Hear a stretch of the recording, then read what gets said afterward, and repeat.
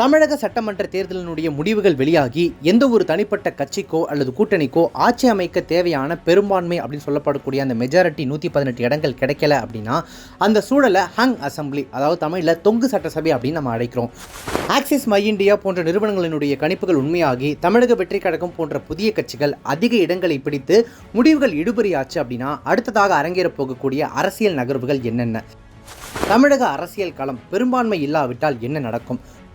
முதல்ல magic number அப்படின்னா என்ன அப்படின்றது தெரிஞ்சுக்கலாம். தமிழக சட்டமன்றத்தில் மொத்தம் 234 தொகுதிகள் இருக்குது. இதில் ஒரு கட்சி ஆட்சியை கைப்பற்றணும் அப்படின்னா குறைந்தபட்சம் 118 இடங்களில் வெற்றி பெறணும். அந்த 118 இடங்கள் அப்படின்றது தான் மெஜாரிட்டி. இதை தான் மேஜிக் நம்பர் அப்படின்னு சொல்லுவோம்.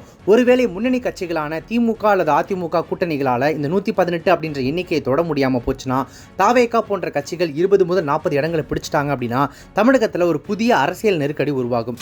இரண்டாவதாக ஆளுநரின் பங்கு. ஆட்டநாயகன் யாரு? தொங்கு சட்டசபை அப்படின்னு ஒன்று உருவாகும் போது மாநிலத்தினுடைய மிக முக்கியமான நபராக ஆளுநர் இருப்பார். சட்டப்படி பின்வரும் நடைமுறைகளை அவர் பின்பற்றுவார். 1. பெரிய கட்சிக்கு அழைப்பு.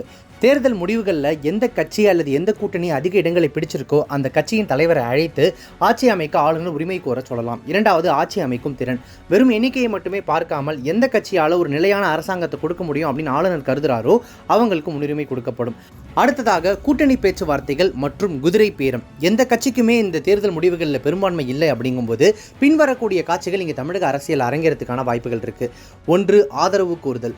அதிக இடங்களை பிடித்த கட்சி தாவேகா போன்ற மற்ற சிறிய கட்சிகளிடமோ அல்லது சுயேட்சைகளிடமோ ஆதரவு கோரும். 2வது நிபந்தனைகள். ஆதரவு அளிக்கும் கட்சிகள் துணை முதல்வர் பதவி, முக்கிய அமைச்சரவை பொறுப்புகள் அல்லது தங்கள் தேர்தல் வாக்குறுதிகளை நிறைவேற்ற வேண்டும் போன்ற நிபந்தனைகளை முன்வைக்கலாம், விதிக்கலாம்.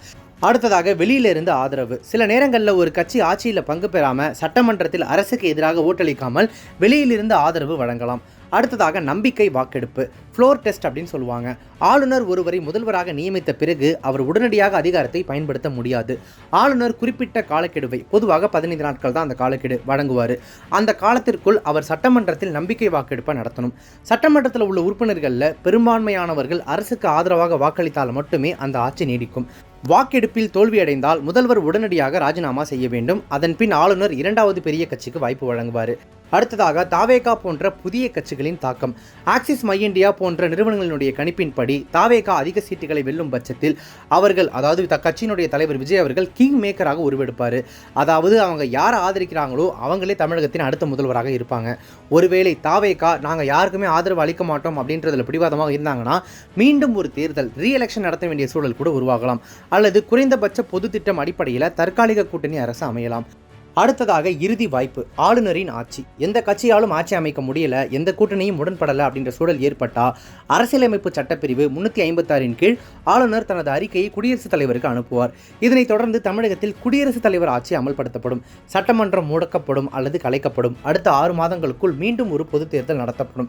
இதுவுமே கிட்டத்தட்ட ஒரு ரீஎலெக்ஷன் மாதிரி தான். கடைசியாக முக்கியமான குறிப்பு, கட்சி தாவல் தடை சட்டம். தொங்கு சட்டசபை அமையும் போது எம்எல்ஏக்கள் கட்சி மாறுவதை தடுக்க கட்சி தாவல் தடை சட்டம் கடுமையாக அமலில் இருக்கும். ஒரு கட்சியின் மொத்த உறுப்பினர்களில் 3/2 பங்கு உறுப்பினர்கள் பிரிந்தால் மட்டுமே அது சட்டப்படி செல்லும்.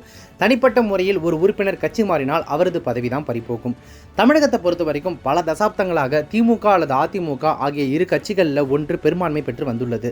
ஆனால் இம்முறை புதிய கட்சிகளின் வரவால் வாக்குகள் சிதறினால் தமிழக அரசியல் வரலாறு காணாத ஒரு மாற்றத்தை சந்திக்கும் அப்படின்றதுல எந்த சந்தேகமும் இல்லை.